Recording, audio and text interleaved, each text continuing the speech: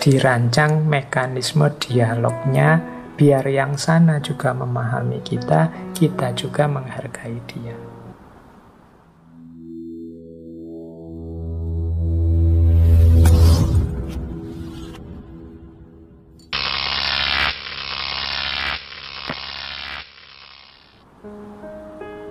Apa sih manfaatnya dialog itu?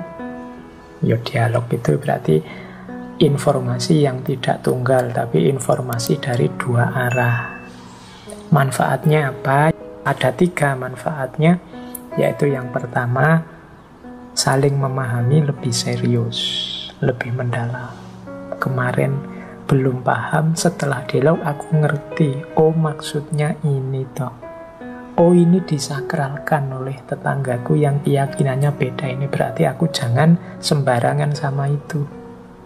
Khawatirnya menyinggung perasaannya. Ini saya ingat sekali sebuah tradisi yang di Kudus itu, ketika Sunan Kudus dan umatnya tidak lagi menyembelih sapi untuk menghargai warga umat Hindu saat itu yang ada di sana. Karena bagi umat Hindu, sapi itu binatang yang disakralkan.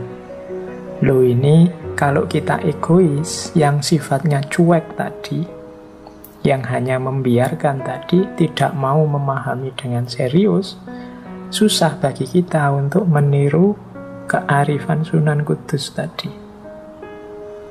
Jadi untuk mengambil kebijakan, sudahlah, daripada tetanggaku, saudaraku yang agamanya berbeda ini nanti sakit hatinya karena kita menyembelih binatang yang dia sakralkan, kita jangan nyembelih sapi dululah.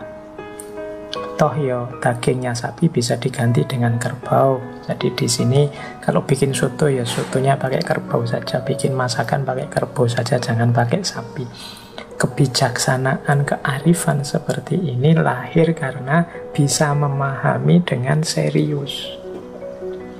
Tidak sekedar cuek. Kalau paradigmanya cuek, yo terserah saya membeli sapi. Misalnya kamu punya tetangga Hindu seperti Sunan Kudus tadi, ini kan agama-agamaku sendiri membolehkan.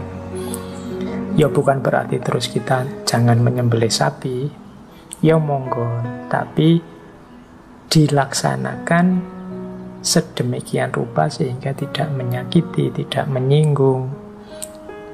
Dirancang mekanisme dialognya biar yang sana juga memahami kita, kita juga menghargai dia. Nah, yang pasnya tetap harus ada komunikasi yang sehat. Mungkin kalau sudah dialog, ya nanti hasilnya ya monggo, silahkan kalau mau nyembelih sapi.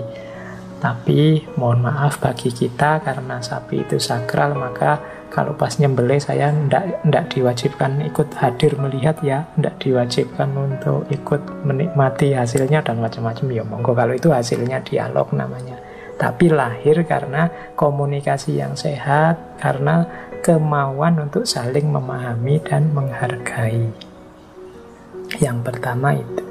Yang kedua, jangan lupa kalau kita siap saling terbuka, saling memberi masukan, paling tidak akan memperkaya, meningkatkan pemahaman kita sendiri. Yang kedua ini penting. Nah, komunikasi kita dengan saudara-saudara kita yang berbeda itu kan paling tidak kita nambah wawasan baru. Bahkan kadang-kadang bisa memperkaya wawasan spiritual kita. Ada seorang tokoh, yaitu Syed Hussein Nasr, yang punya teori namanya passing over. Passing over itu cara belajar tentang agama yang tidak terpaku pada agamanya sendiri, tapi juga menjelajah ke agama-agama yang lain. Yang dari situ dia wawasannya tambah kaya, semakin dia paham akan keberagamaannya sendiri, khususnya di ranah spiritualitasnya. Kadang-kadang kan kita itu mungkin karena saking akrabnya dengan referensi-referensi keagamaan kita sendiri, sering-sering yang penting-penting malah terlewat. Begitu kita belajar ke sana-sana, membaca buku ini, buku itu, mungkin dari tradisi yang berbeda, kita tiba-tiba ingat, oh iya, yang seperti ini kan di Al-Quran dulu sudah ada, mungkin maksudnya ini. Yang seperti ini di hadis dulu juga sudah dijelaskan, berarti sudah ada ini. Loh, ini namanya apa? Passing over. Passing over itu ya melintas batas, sehingga kita tidak hanya sibuk di kita, tapi juga belajar ke sana kemari. Tapi hasilnya justru memperkaya keberagamaan spiritualitas kita sendiri, juga wawasan kita sendiri. Kita semakin tercerahkan. Itu manfaat yang kedua. Jadi meningkatkan dan memperkaya pemahaman sendiri. Makanya ngaji filsafat ini kan, saya mengambil strategi yang tidak cuma dari satu tradisi, tidak cuma dari satu perspektif, bahkan kita perkaya wawasan kita dari banyak perspektif. Dari disiplin filsafat barat, filsafat timur, filsafat Islam, sekali-sekali dari ranah psikologi, sekali-sekali dari ranah sosiologi, dari ranah tasawuf, dari ranah apalagi, banyak pokoknya. Nah, tapi yang jelas kita juga tetap terbuka terhadap beragam wawasan. Nah, jadi ada manfaatnya ternyata ya kita terbuka dengan dialog, tidak menutup diri. Yang ketiga, menemukan kesamaan untuk membangun kebersamaan. Ya kalau ini kan karena kita dan saudara kita yang berbeda ini hidup di tempat yang sama, di wilayah yang sama, mungkin di negara yang sama, bahkan di bumi yang sama. Kita butuh kesepakatan-kesepakatan bersama di tengah perbedaan untuk membangun dunia, wilayah, tempat di mana kita tinggal.